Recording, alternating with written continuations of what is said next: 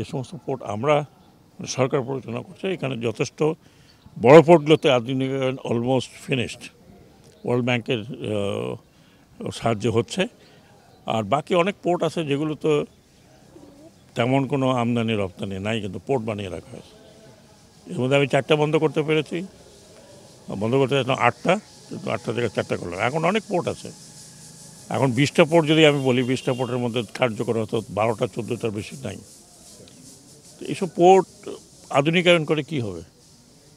এক পয়সা যেখানে হয়তো সারা বছরে 10,000, 15,000, 20,000, 30,000 টাকা আর্ন হয়, খরচ হচ্ছে তার চেয়ে আরও বেশি। ওগুলো তো যেগুলো কার্যকরী পোর্ট, বড় পোর্ট, সেগুলো আধুনিকায়ন হচ্ছে। এগুলো যেহেতু কন্ট্রাকচুয়াল বন্দর, কন্ট্রাক্ট দেওয়া হয়েছে, কাজে এই কন্ট্রাকচুয়াল বন্দরকে আরও কীভাবে উন্নত করা যায়, আমরা তখন কন্ট্রাক্ট হয়ে গেছে, এটা তো আর অল্টার করতে পারবো না।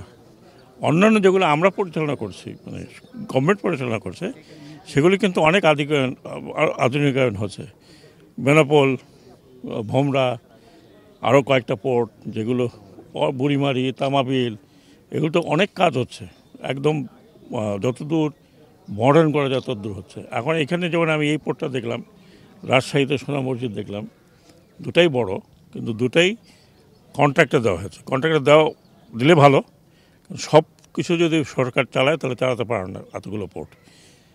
24টা ছিল, 24টা থেকে এখন কমবে 4টা, আর 20টা হবে এখন। এই 20টা পোর্ট সবগুলো চালানো ডিফিকাল্ট। আমরা আরও কিছু পোর্ট, বিশেষ করে 2-4টা যে বন্দর আছে, নদী বন্দর, এগুলোকেও আমরা এইভাবে পাবলিক প্রাইভেট সেক্টরে দেওয়ার চেষ্টা করছি, যাতে প্রাইভেট সেক্টর তারা নিজেরা পরিচালনা করে, তাদের ইকুইপমেন্ট নিয়ে আসে।